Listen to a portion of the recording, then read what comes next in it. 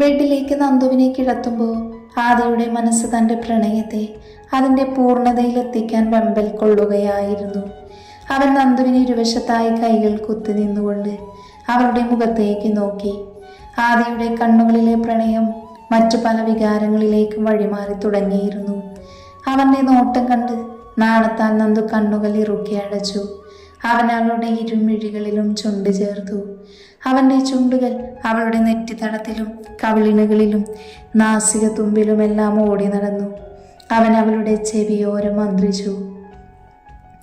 നീ എന്ന ആഴിയിൽ അലിഞ്ഞു ചേരാൻ കൊതിക്കുന്ന ഒരു മഴത്തുള്ളിയാണ് പെണ്ണെ ഞാൻ. നന്ദു കണ്ണുകൾ തുറന്ന് അവനെ പ്രണയത്തോടെ നോക്കി. ഞാൻ നിന്നിൽ അലിഞ്ഞു ചേർന്ന് ഒന്നായിക്കോട്ടെ. സമ്മതമെന്നോണം അവളുടെ ചുണ്ടിൽ വിരിഞ്ഞ പുഞ്ചിരി കണ്ട നിമിഷം അവൻ അവളുടെ മേൽ പടർന്നു കയറി. ആദ്യമായി അവൻ അവളുടെ ചെഞ്ചുണ്ടുകളെ തനിക്ക് സ്വന്തമാക്കി. ആദ്യ ചുംബനത്തിൻ്റെ ലഹരിയിൽ അവർ സ്വയം മറന്നു തുടങ്ങിയിരുന്നു. നാവുകൾ തമ്മിൽ ഇണചേർന്നു. അവൻ്റെ പല്ലുകൾ അവളുടെ ചുണ്ടുകൾ മുറിവേൽപ്പിച്ചുകൊണ്ടിരുന്നു. അപ്പോഴും അവൻ അവളുടെ ഇരു ചുണ്ടുകളെയും വിടാതെ നുകർന്നിരുന്നു. ദീർഘചുംബനത്തിനു ശേഷം അവൻ താഴേക്ക് ഇറങ്ങി ചെന്ന് അവളുടെ വയറിൻ്റെ ഭാഗത്ത് ടോപ്പ് പൊക്കിയ ശേഷം അവളുടെ ആലില വയറിൽ മുഖം ചേർത്തു. നന്ദു ഒന്ന് പൊള്ളിപ്പിടഞ്ഞു. അവൻ നാവുകൊണ്ട് അവളുടെ ബുക്കിൽ ചൊഴിയെ ആഴമളന്നു. ഇക്ലി തോന്നിയതിനാൽ അവൾ അവനെ തള്ളി മാറ്റാൻ ശ്രമിച്ചു. എന്നാൽ അവൻ്റെ കൈപ്പിടിയിൽ നിന്ന് അവൾ കലങ്ങാൻ പോലും കഴിഞ്ഞില്ല. പതിയെ അവളിലെ വികാരങ്ങളുടെ വേലിയേറ്റം ഉണ്ടായി തുടങ്ങി. അവൾ അവൻ്റെ മുടിയിൽ കൊരുത്ത് വലിച്ചു. അവൻ്റെ കൈകൾ ടോപ്പിനുള്ളിലൂടെ മുകളിലേക്ക് ഉയർന്ന് അവളുടെ മാറിടങ്ങളിൽ എത്തി നിന്നു. അവളുടെ കുഞ്ഞു മാറിടങ്ങൾ അവൻ്റെ ദൃഢതയായിരുന്ന കരങ്ങൾക്കുള്ളിൽ ഞെരിഞ്ഞമർന്നു. വേദന കൊണ്ട് അവൾ പിടഞ്ഞുപോയി. പതിയെ അവൾ അതിൽ സുഖം കണ്ടെത്തി തുടങ്ങി. അവളിൽ നിന്നുയരുന്ന സീൽക്കാരങ്ങൾ അവനിലെ ആണിനെ ഉണർത്താൻ പോകുന്നതായിരുന്നു. അവൻ ഉമിനീരിനാൽ അവളുടെ ഇരുമാറിടങ്ങളിൽ നനഞ്ഞു. അവൻ പല്ലുകളാൽ അവളെ വേദനിപ്പിച്ചുകൊണ്ടിരുന്നു. ഈ സമയം നന്ദുവിൻ്റെ കൈകൾ ബെഡ്ഷീറ്റിൽ വലിഞ്ഞു മുറുകി. അവൻ്റെ സുഖലാലനകളിൽ അവൾ പുളഞ്ഞുപോയി. അവൻ നൽകിയ സുഖത്താൽ അവളിലെ സർവ്വ നിയന്ത്രണങ്ങളും കെട്ടുപൊട്ടിച്ചൊഴുകി. തളർന്നുപോയ അവളിലേക്ക് ഒരു ചെറിയ നോവ് നൽകി അവൻ ആഴ്ന്നിറങ്ങി. രതിയുടെ ഉയർച്ച താഴ്ചകൾക്കൊടുവിൽ അവൻ തളർന്നുകൊണ്ട് അവളുടെ മാറിലേക്ക് വീണു. ഒരു തുള്ളി കണ്ണുനീര് അവളുടെ കൺതടങ്ങളെ നനച്ചുകൊണ്ട് താഴേക്ക് ഒഴുകിയിറങ്ങി. ഈ സമയം പുറത്ത് അവരുടെ പ്രണയ പൂർത്തീകരണത്തിൻ്റെ സന്തോഷത്തിനായി പ്രകൃതി മഴ വർഷിച്ചുകൊണ്ടിരുന്നു. അങ്ങനെ എല്ലാ അർത്ഥത്തിലും ആദിയും അവൻ്റെ ദേവിയും ഒന്നായി. പിന്നെ അങ്ങോട്ട് അവരുടെ പ്രണയകാലങ്ങളായിരുന്നു. ഒരു മാസത്തിനു ശേഷം ദയ രാവിലെ മുതൽ ഛർദിയോട് ഛർദി. മൈഥിലി വന്ന് അവളെ പരിശോധിച്ചു. പരിശോധനയ്ക്ക് ശേഷം മൈഥിലി ജിത്തുവിനോടായി പറഞ്ഞു, കൺഗ്രാറ്റുലേഷൻസ് ജിത്തുവേട്ടാ. എന്തിന്? അവൾ ഛർദിച്ചതിന് എന്നോട് എന്തിനാ കൺഗ്രാറ്റുലേഷൻസ് പറയുന്നത്? ഒരു പൊട്ടൻ. നമ്മുടെ തറവാട്ടിലേക്ക് ഒരു കുഞ്ഞുവാവ കൂടി വരാൻ പോകുന്നു. അതായത് നീയൊരു അച്ഛനാകാൻ പോകുന്നു എന്ന്. സത്യമാണോ? സത്യമാണോ നുണയാണോ എന്ന് നീ നിന്റെ ഭാര്യയോട് പോയി ചോദിക്കുക. ജിത്തു അപ്പോൾ തന്നെ ദയയുടെ അടുത്തേക്ക് ഓടി. അവൻ്റെ ഓട്ടം കണ്ട് അജയ് ഉൾപ്പെടെ എല്ലാവരും പൊട്ടിച്ചിരിച്ചു പോയി. അപ്പോഴുണ്ട് ആദിയുടെ അടുത്തായി നിന്നിരുന്ന നന്ദു തലകറങ്ങി ഒറ്റ വീഴ്ച. അങ്ങനെ നന്ദുവിനെയും മൈഥിലി തന്നെ പരിശോധിച്ചു. നന്ദുവും ഗർഭിണിയായിരുന്നു. തറവാട്ടിലുള്ളവർക്ക് അത് ഇരട്ടി മധുരമായി. ഈശ്വര, ഇവിടെന്താ ഗർഭിണികളുടെ സംസ്ഥാന സമ്മേളനമോ? അജിയുടെ വക കമൻറ്റും വന്നു. മൈഥിലി അവനെ കലിപ്പിച്ചൊന്ന് നോക്കി. അജി സാർ അപ്പോൾ തന്നെ എസ്കേപ്പ് ഫ്രം ഉഗാണ്ട. എല്ലാവരും പിൻവാങ്ങിയപ്പോൾ കട്ടിൽ തളർന്നു മയങ്ങുന്ന നന്ദുവിനടുത്തായി ആദിയിരുന്നു. വാത്സല്യത്തോടെ അവളുടെ തലമുടിയിൽ തലോടി പതുക്കെ വയറിൻ്റെ ഭാഗത്ത് ടോപ്പ് മാറ്റിയവൻ അവളുടെ വയറ്റിൽ ചുണ്ടി ചേർത്തു. മൈഥിലിക്ക് ഇത് 4-ാം മാസമാണ്. ദയക്കും നന്ദുവിനും 2-ാം മാസവും. മൈഥിലി ഹോസ്പിറ്റൽ ഡ്യൂട്ടിക്ക് പോകുന്നുണ്ട്. ദയക്കാണെങ്കിൽ എപ്പോഴും ഛർദിയും ക്ഷീണവും ഒക്കെയാണ്. എന്നാലും പാവം എങ്ങനെയെങ്കിലും പഠിക്കാൻ പോകും. നന്ദുവിന് ഗർഭകാലത്തിൻ്റെതായ യാതൊരു പ്രശ്നങ്ങളും ഉണ്ടായിരുന്നില്ലെങ്കിലും അവൾ മടി പിടിച്ച് വീട്ടിൽ കുത്തിയിരിക്കാൻ ഒരു ശ്രമം നടത്തി നോക്കി. പക്ഷേ ആദ്യം സമ്മതിച്ചില്ല. അങ്ങനെ അവൾ മനസ്സില്ലാ മനസ്സോടെ കമ്പനിയിൽ പോകും. ഇതിനിടയ്ക്ക് തറവാട്ടിലുള്ളവരെല്ലാവരും കൂടി ദത്തൻ നമ്പൂതിരി പറഞ്ഞ ക്ഷേത്രത്തിൽ പോയി വഴിപാടുകൾ നടത്തി. പെൺകുട്ടികൾ ഗർഭിണികളായതുകൊണ്ട് കുറച്ച് മാസം കൂടി കഴിഞ്ഞ ക്ഷേത്ര ദർശനം നടത്താൻ പാടില്ല. അതിനാൽ മുത്തശ്ശിയുടെ നിർബന്ധപ്രകാരം അധികം വൈകാതെ തന്നെ ദർശനം നടത്തി വന്നു.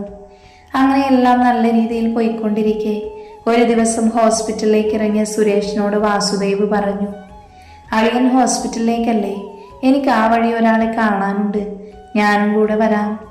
അതിനെന്താ, വന്നോളൂ. അവർ രണ്ടുപേരും കാറിൽ പോയിക്കൊണ്ടിരിക്കെ സുരേഷിന് പെട്ടെന്നൊരു കോള് വന്നു. ഹോസ്പിറ്റലിൽ നിന്നാണല്ലോ വിളിക്കുന്നത്.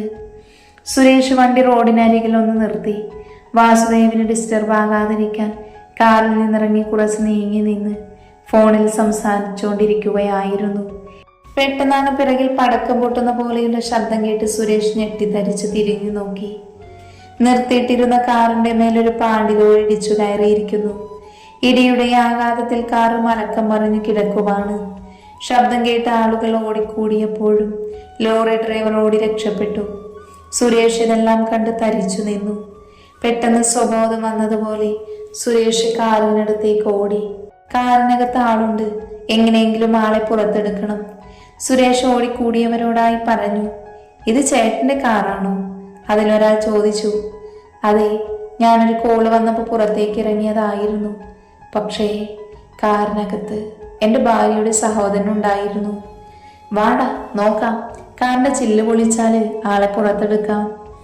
നാട്ടുകാരുടെ പരിശ്രമത്തിനൊടുവിൽ ചോരയിൽ കുളിച്ച നിലയിൽ വാസുദേവനെ കാറിൽ നിന്ന് പുറത്തെടുത്തു. അയ്യോ, ഇത് മംഗലശ്ശേരിയിലെ വാസുദേവൻ മുതലാളിയല്ലേ? അനക്കൊന്നും ഇല്ലല്ലോ, ആള് തീർന്നെന്നാ തോന്നുന്നേ. സുരേഷ് വേഗം തന്നെ വാസുദേവന്റെ കയ്യിൽ പിടിച്ച് പൾസ് നോക്കി. പൾസ് ഉണ്ടെന്നറിഞ്ഞതും സുരേഷ് ഹോസ്പിറ്റലിലേക്ക് വിളിച്ചു. ശരവേഗത്തിൽ ആംബുലൻസ് വന്ന് വാസുദേവനെ കയറ്റിക്കൊണ്ടുപോയി. വിവരമറിഞ്ഞ തറവാട്ടിലുള്ളവരും എല്ലാവരും ഹോസ്പിറ്റലിലെത്തി. സത്യഭാമ നിർത്താതെ കരച്ചിലാണ്. അഭിയും കരഞ്ഞു തളർന്നു.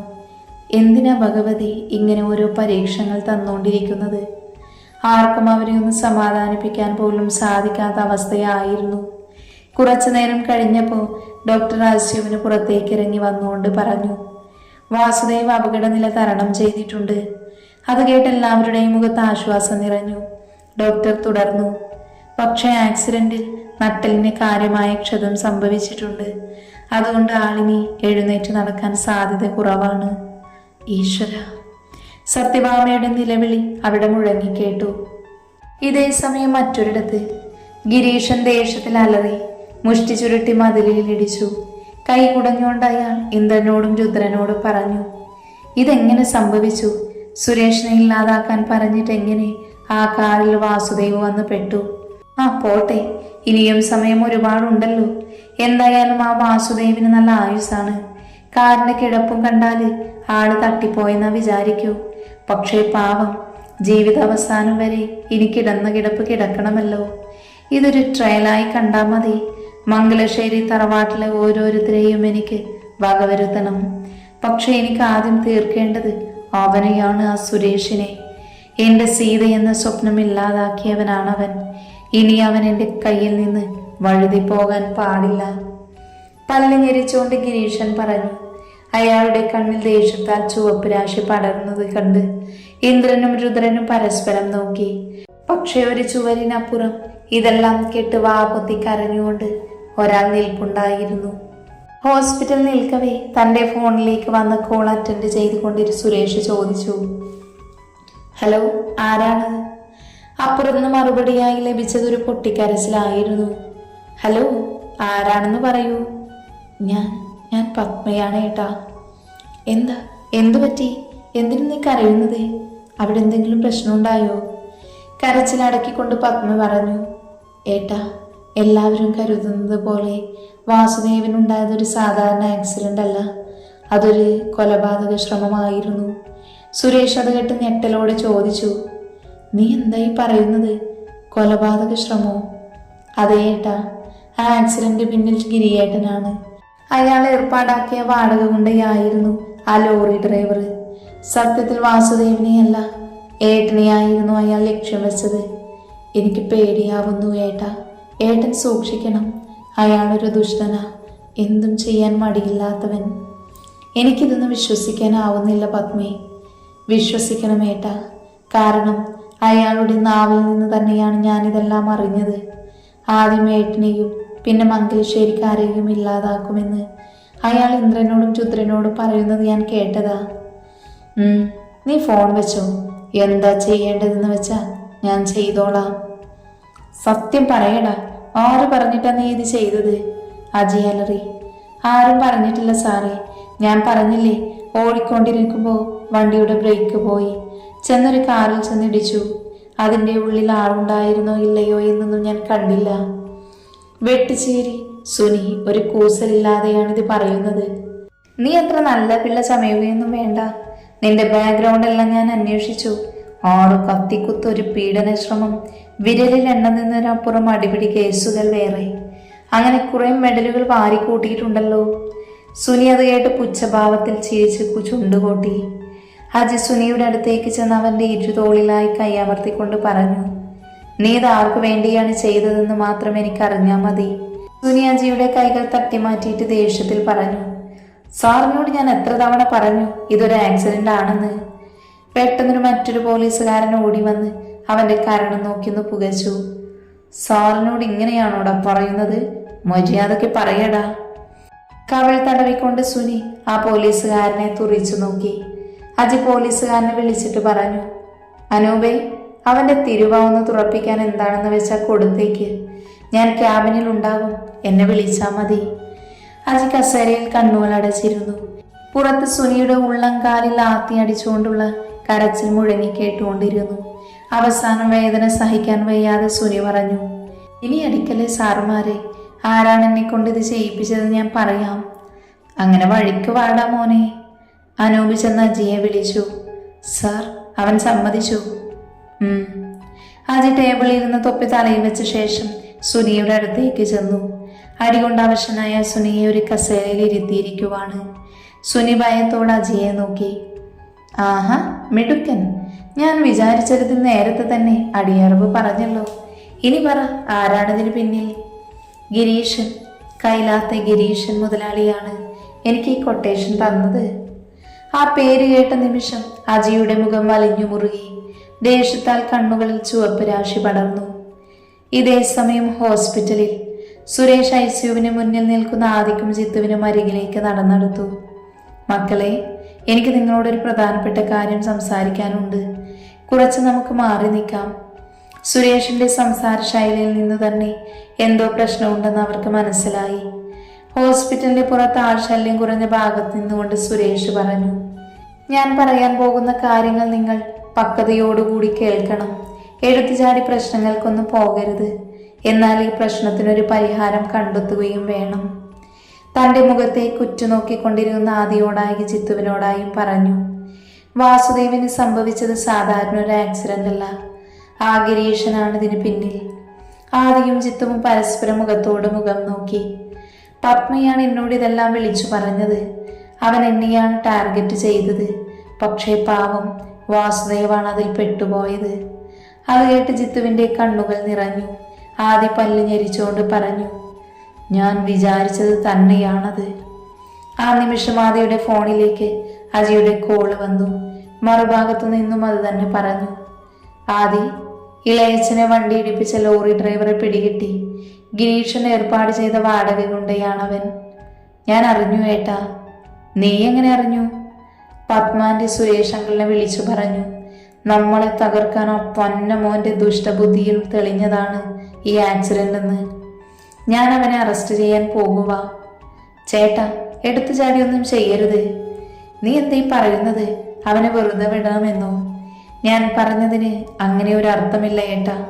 ആദ്യം ഏട്ടൻ ഇങ്ങോട്ട് വാ. എനിക്ക് ഏട്ടനോട് കുറച്ച് കാര്യങ്ങൾ കൂടെ സംസാരിക്കാനുണ്ട്. അതിനുശേഷം നമ്മൾ ഒരുമിച്ച് വേണം മുന്നോട്ടുള്ള കാര്യങ്ങൾ നടപ്പിലാക്കാൻ. പുലി പതുങ്ങുന്നത് കുതിക്കാനാണെന്ന് കേട്ടിട്ടില്ലേ? ഗിരീഷന്റെയും അവന്റെ മക്കളുടെയും തകർച്ചയുടെ ആരംഭം തുടങ്ങിക്കഴിഞ്ഞു.